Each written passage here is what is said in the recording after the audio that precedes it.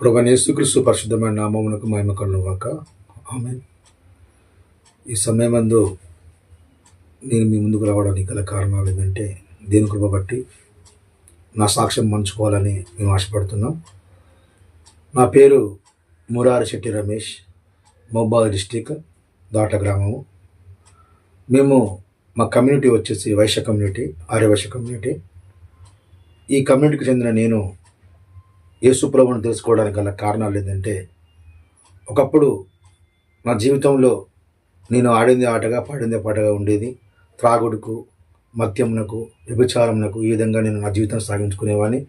ఈ క్రమంలో నా జీవితం సాగించడానికి నేను పూజారిగాను, అయ్యప్ప స్వామి గురుస్వామిగాను ఈ విధంగా నా జీవితం ఉండేది. ఎంతో మంత్రోచ్చరణతో, పూజ పునస్కారాలతో, నిష్ట నియమాలతో సాగుతున్న నా జీవితంలో అనుకోకుండా కొన్ని సమస్యలు, కొన్ని బాధలు, కొన్ని ఇబ్బందులు వచ్చినప్పుడు నేను పూజారిని కదా, ఈ సమస్యలన్నీ కూడా తీర్చుకోవచ్చు చెప్పి నా యొక్క తెలివితో, నా యొక్క శక్తితో చేసినా కానీ ఏమాత్రం కూడా వీటికి పరిష్కారం దొరకలేదు. ఆ క్రమంలో నేను పూజలు చేసుకుంటూ ఉండేవాడిని. నాకు ఒక వ్యాపారం కూడా ఉండేది, బిజినెస్ కూడా ఉండేది. అటు బిజినెస్ చేసుకుంటూ, ఇటు పూజలు చేసుకుంటూ, ఇటు గణపతి నవరాత్రులు, ఈ రకంగా మా గ్రామంలో ఒక పూజారిగా నేను చలామణి అవుతుండేవాడిని. నాకు డబ్బుకు కానీ, నాకు ఎంజాయ్మెంట్కి కానీ, తిండికి కానీ ఎలాంటి లోటు లేదు. ఆ విధంగా సమృద్ధిగా ఉండేవాడిని. కానీ ఎక్కడో ఒక్కడ నాకు మనశ్శాంతి అనేది మాత్రం లేకుండా ఉండేది.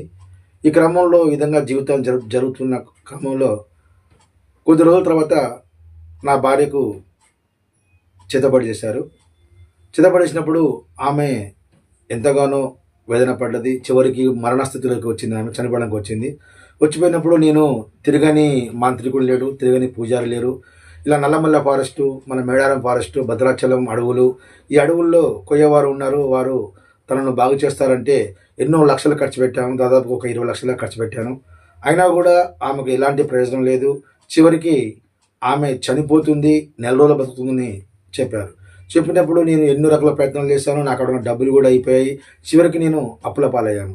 అయినా కూడా నా భార్యని బతికించుకోవాలని ఒక ఆశ నాలో ఉంది.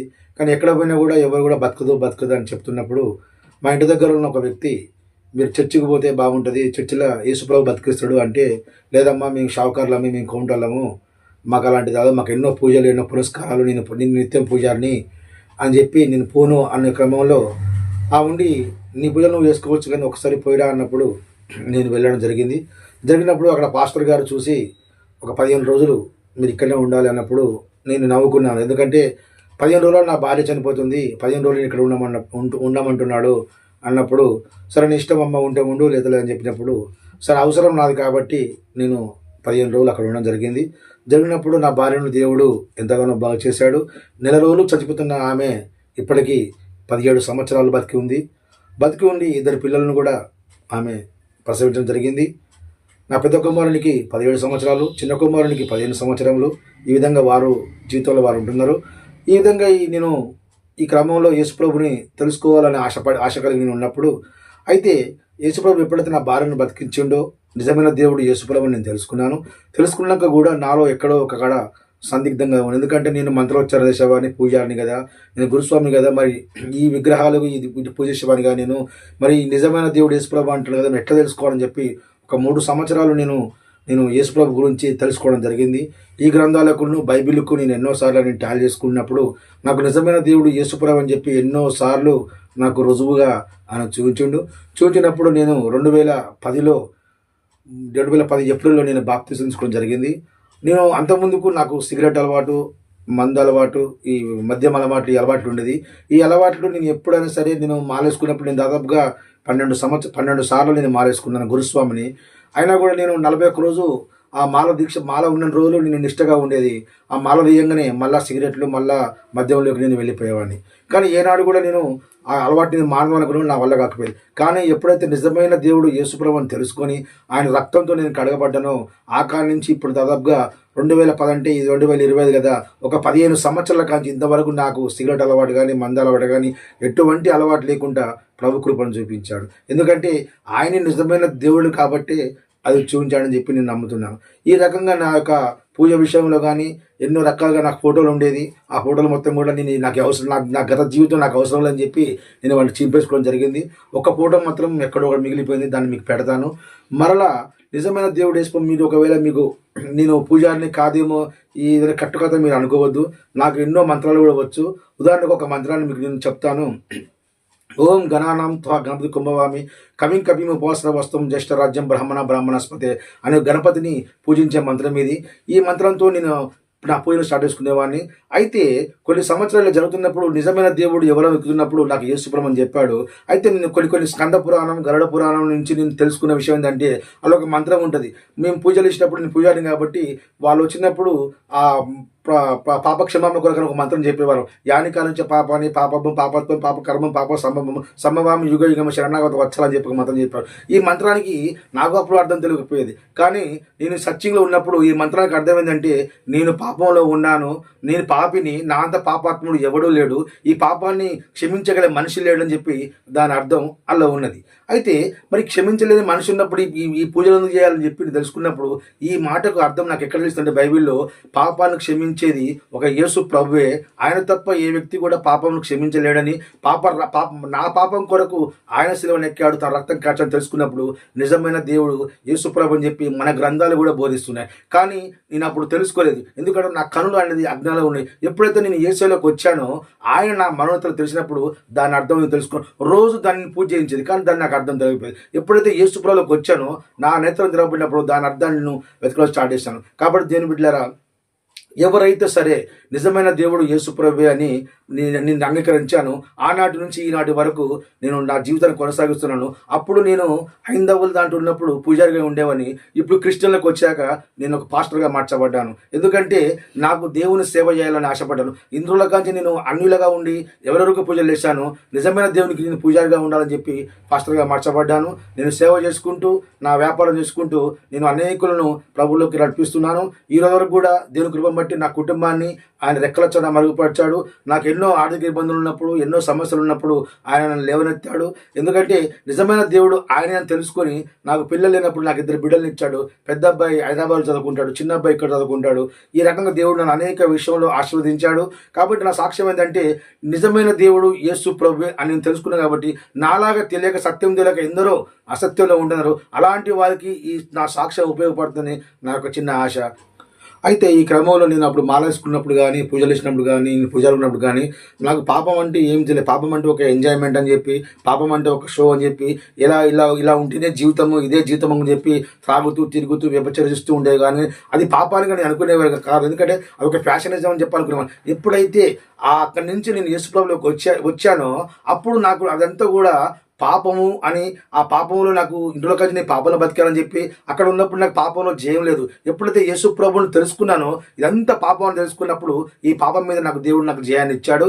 ఈ రోజు కూడా ఆ పాపం జోలికి ఇంతవరకు కూడా నేను పోలేదు. లోకంలో ఉన్నప్పుడు నాకు డబ్బు కొరతలని మీకు చెప్పాను కదా. ఏ విధంగా సంపాదించాలని నాకు బెల్ట్ వ్యాపారం ఉండేది, బెల్ట్ షాప్ ఉండేది. ఆ బెల్ట్ షాప్ మీద నాకు నెలకు దాదాపు ఒక 30,000 40,000 సంపాదించుకునేవాడిని. అలా వ్యాపారం చేసినప్పుడు ఎప్పుడైతే నేను ప్రభులోకి వచ్చానో, ప్రభు నువ్వు నీతిగా ఉండాలి, న్యాయంగా ఉండాలి అని చెప్పాడు. నీతిగా న్యాయంగా ఉండాలంటే ఏం చేయాలి ప్రభు అని నేను అడిగినప్పుడు ఆయన చెప్పాడంటే నువ్వు బెల్ట్ వ్యాపారం చేయకూడదు, అలాంటి వ్యాపారం చేయడం అది దేవునికి వ్యతిరేకం అన్నప్పుడు నేను ఆ వ్యాపారం వదిలేసినప్పుడు దేవుళ్ళకి వచ్చాక చాలా కష్టాలతో బాధలతో నా జీవితం మొదలైనప్పుడు దాదాపుగా ఒక 20 లక్షల రూపాయలు అప్పుల పాలయ్యాను. 20 లక్షల రూపాయలు అప్పు అయినప్పుడు నాకు వ్యాపారం లేదు, ఏం లేదు. మరి ఎట్లా ఈ అప్పు ఎట్లా తీరాలని నేను అడిగినప్పుడు ప్రభు నాకు ఎవరు కూడా సాయం చేసే వాళ్ళు లేనప్పుడు నాకు అప్పు ఎక్కువైనప్పుడు నేను ఈ అప్పు తీర్చలేక ఆత్మహత్య చేసుకోవాలని నేను అనుకున్నప్పుడు అయితే ఈ అప్పులు పాలవడానికి కారణం ఏంటంటే నేను అప్పులు లోకంలో ఉన్నప్పుడు త్రాగేవాడిని, తిరిగేవాడిని. అప్పుడు అప్పులు లేవు. ఎప్పుడైతే నేను దేవుళ్ళకి వచ్చాను త్రాగులు లేదు, తినలేదు, కానీ అప్పులై ఎలా అప్పులై అంటే నా భార్యను బాధించుకోవడానికి కొన్ని డబ్బులు ఖర్చు పెట్టని చెప్పాను కదా, 20 లక్షల రూపాయల దాకా. ఆ 20 లక్షల అప్పులు తీరడానికి నాకు ఆదాయం కూడా లేదు. ఎందుకంటే అప్పుడు మనం బెల్ట్ వ్యాపారం చేసేవారము, డబ్బులు వచ్చేది. ఇప్పుడు ఎలాంటి మనకు డబ్బు వచ్చడానికి అవకాశం లేదు. అలాంటి సమయాలు అప్పు అయినప్పుడు ఈ అప్పును తీర్చాలని చెప్పి అప్పుల వాళ్ళు నా మీకు వచ్చినప్పుడు నేను ఏం చేయాలో నాకు అర్థం కాక నా భార్యను, నా పిల్లల్ని బయటకు పంపించి నేను సూసైడ్ చేసుకోవాలని నేను అనుకున్నప్పుడు సరే ఎట్లని కూడా నేను సూసైడ్ చేసుకోవాలి కదా. సూసైడ్ చేసుకో కదా అనుకున్నప్పుడు నేను ఇదే ప్లేస్లో ఈ రూముల్లో ఈ ప్లేస్లో నేను ప్రభువా నువ్వు నిజమైన దేవుడు అన్నావు కదా, మన నిజమైన దేవుని అన్నప్పుడు నాకు సాయం చేయని అడిగినప్పుడు చనిపోతా ప్రభు అన్నప్పుడు దేవుడు నాతో మాట్లాడి నువ్వు భయపడకు, నీతో నేను ఉన్నా అని చెప్పి, భయపడకు, నీ కొరకు నేను గొప్ప కార్యములు చేసేవాను అని చెప్పి నాకు చెప్పినప్పుడు నేను ఆ తర్వాత ఎప్పుడైతే దేవుడు నాతో అప్పటిదాకా నేను ఆత్మహత్య చేసుకోవాలనే మనసు నాలో ఉంది.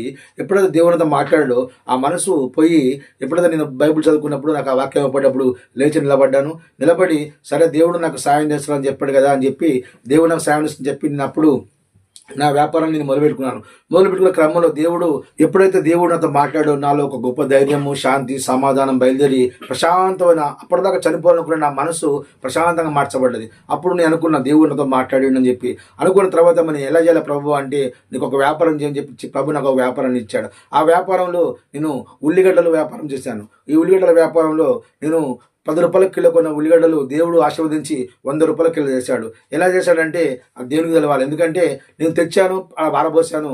నేను ఒక వారం రోజులు నాకు ఫీవర్ వచ్చింది. ఈ వారం రోజుల లోపలనే వ్యాపారంలో రేటు రెట్టింపు అయ్యి రేటు పెరిగి ఒకేసారి నాకు ఒక 10 రోజులలో 2 లక్షల రూపాయల ఆదాయం దేవుడు ఇచ్చాడు. ఇలా ఆయన క్రమక్రమంగా వ్యాపారంలో దీవించుకుంటూ వస్తూ ఈ రోజు వరకు ఈ వ్యాపారంలో ఉంచుతూ ఎటువంటి అప్పు లేకుండా తాను నా రెక్కల కింద నన్ను కాపాడుతూ వచ్చాడు. గత జీవితంలో నా భార్యకు చిత్తపడి చేశారని చెప్పాను కదా. అయితే ఆమెకు నేను పూజారిగా ఉన్నప్పుడు నేను మంత్రోచ్చరణ చేసేవాడిని, పూజారిగా ఉండేవారు. నాకు ఎంతోమంది కూడా గురుస్వాములు కానీ పూజారులు కానీ నాకు ఫ్రెండ్స్గా ఉండేవారు. వారితో పాటు నేను ఎక్కడ కూడా నేను పూజకు వెళ్ళినా దాదాపుగా 10,000 రూపాయలు కాస్ట్ చేసేవాడిని. ఆ విధంగా నాకు డబ్బులు ఇచ్చి నాకు పూజ పిలిపించుకునేవారు. ఇంత జీవితంలో నా భార్యకు చిత్తపడిసినప్పుడు ఏ పూజారి కూడా బాగు చేయలేకపోయాడు. నేను కూడా పూజారిగా ఉండి నా భార్యని కూడా నేను బాగు చేయలేకపోయాను. ఎందుకంటే నేను ఎన్ని రకాలుగా ప్రయత్నించా కానీ ఆమె మాత్రం ఏమాత్రం కూడా తగ్గట్లేదు. ఒకవేళ ఆమె ఇది కాకుండా అని చెప్పి నేను హైదరాబాద్ హాస్పిటల్ సైకాట్రిస్ట్ అక్కడికి తీసుకుపోయాను. ఆడ కూడా హాస్పిటల్లో కూడా ఎలాంటి కూడా మంచిగానే ఉందని చెప్పారు. కానీ మెయిన్ వచ్చింది ఈ చిత్తబడిలో నేను అనేక గ్రామాలు తిరిగాను, ఎక్కడికి కూడా వాళ్ళు తక్కువగా చెప్పారు. కానీ ఎవరు కూడా నేను బాగు చేస్తానని చెప్పాలి. ఒకవేళ ఆ విగ్రహాలకు కొంత శక్తి ఉంటే, అంత బలం ఉంటే నేను కూడా ఒక గుడి పూజాను కాబట్టి నేను ఏ మాత్రం కూడా ఆమెను బతికించలేకపోయాను. ఎప్పుడైతే అలా జరిగిందో మా యొక్క ఆత్మీయ తండ్రి అయిన ఎల్షాబాబు గారి దగ్గరికి ఇల్లందు పట్టణంలో ఎల్షాబాబు గారు అని చెప్పి ఆత్మీయ తండ్రి ఆయన దగ్గరికి నా భార్య తీసుకుపోయినప్పుడు ఆయన ప్రార్థించి మనం చేపట్టి ప్రార్థిస్తే ఆమె స్వస్థత పొందింది. ఈ రోజు వరకు కూడా నా ఆత్మీయ జీవితంలో నన్ను ముందుకు నడిపేది మా దేవజనులైన మా ఆత్మీయ తండ్రి గారు ఎల్షాబాబు గారు. వారి ప్రార్థన, మా సంఘ ప్రార్థన, సేవకుల ప్రార్థన, ఇలాగ అనేకమైన ప్రార్థనల ద్వారా నా భార్యకు మళ్ళీ దేవుడు పునర్జీవితాన్ని ఇచ్చేవాడు. ఈ రోజు వరకు తాను చనిపోవాలనుకుంటే 2007 సంవత్సరంలో తను మరణించాలి. ఇప్పుడు దాదాపుగా 2025 అంటే 18 సంవత్సరాలు దేవుడు ఆమెకు జీవితాన్ని ఇచ్చాడు. జీవితాన్ని ఇచ్చి ఆమె జీవితాన్ని దేవుడు ఎలా ఇచ్చాడంటే ఒక పూల పానం మీద ఏ విధంగా ఉంటుందో ఆ విధంగా దేవుడు మార్చాడు. ఎందుకంటే తను ఆమె రక్షించాడు కాబట్టి మళ్ళీ 2 బాబులను ఇచ్చి ఈ రోజు కూడా సజీవ లెక్కలో ఉంచి నా పరిచర్యలో ఆమె కూడా పాలుభాగస్తురాలై అనేకమైన ప్రాంతాల్లో కూడా ఆమె నడుస్తుంది. ఎందుకంటే ఆమె మాకు మా గ్రామంలో ఆమె మాకు సాక్ష్యం. మమ్మల్ని ఎవరు కూడా ఇట్లా వెలిపెట్టి చూడచ్చు. ఎందుకంటే ఒకప్పుడు మేము అట్లున్నామో వాళ్ళకి తెలుసు, ఇప్పుడు ఎట్లున్నామో వాళ్ళకి తెలుసు. కాబట్టి ఎవరు కూడా మమ్మల్ని పాయింట్అవుట్ చేయరు. ఎందుకంటే ఆమె చనిపోయే స్థితిలో నేను ఎన్ని తిరిగానో ఎన్ని బాధపడ్డానో మా గ్రామం అంతా చూసింది. మళ్ళీ ఇప్పుడు వారే వచ్చేమంటారు అంటే దేవుని బిడ్డలు వీళ్ళు, యేసుప్రభు వీళ్ళని బతికిచ్చాడు, యేసుప్రభు వీళ్ళని కాపాడు. ఒకప్పుడు వీళ్ళ కుటుంబం ఎట్లా ఉండేది, ఈ రోజు ఏ విధంగా మార్చబడింది, దానికి కారణం మొత్తం కూడా యేసుప్రభువే అని అనేకమైన మా ఊరి గ్రామస్తులు కూడా మాకు సాక్ష్యం ఇస్తారు. అలా సాక్ష్యం ఇచ్చినప్పుడు నేను ఎంతగానో ప్రభుని మహిమపరుస్తాను. ఎందుకంటే నేను కూడా యేసు ప్రభు దేవుడు కాదని చెప్పి ఆ యొక్క 3,033 కోట్ల వారే దేవతలు చెప్పి నేను పూజించేవారు. కానీ ఎప్పుడైతే నిజమైన దేవుని వైపు నేను వచ్చానో ఆయన యొక్క మహిమ నా మీద చూపించి ఈ రోజు వరకు కూడా నా కుటుంబాన్ని, నా పిల్లలను, నా భార్యను, నా వ్యాపారాన్ని, నా పరిచర్యను ఇలా అన్ని రకాలుగా ఆయన దీవిస్తూ తన సేవలో మమ్మల్ని ఇంకా ముందుకు నడిపిస్తున్నాడు. సేవా జీవితంలో నా భార్య, నా పిల్లలు, నా భార్య తను కూడా సేవ చేస్తుంది.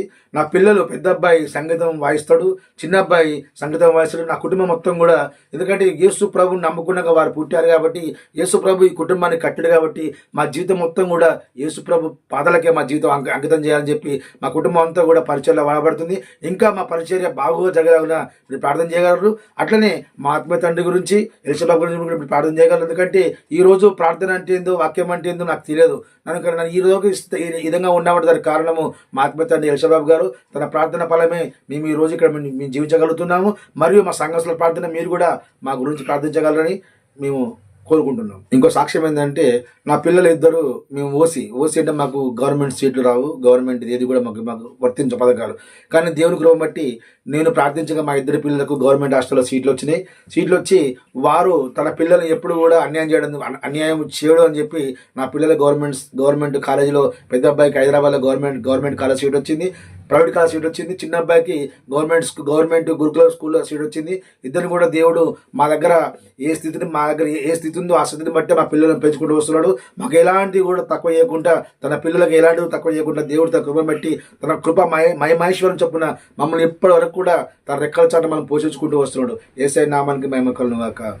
అయితే నేను దేవుని నమ్ముకున్నాక సేవలకు రావడానికి ముఖ్య కారణం లేదంటే, నాకు పరిచర్య అవసరం లేదు కానీ నాకు వ్యాపారం ఉంది. కానీ కాకపోతే దేవుని సేవలు రావడానికి కారణం దేవుడు నాతో మాట్లాడాడు. ఏం మాట్లాడాడంటే, నానా నువ్వు అన్నజనులుగా ఉన్నప్పుడు, నువ్వు పూజారిగా ఉన్నప్పుడు నీ భార్యకు ఎవరు సాయం చేశారంటే నువ్వే సాయం చేసిన ప్రభువా అని నేను అడిగాను.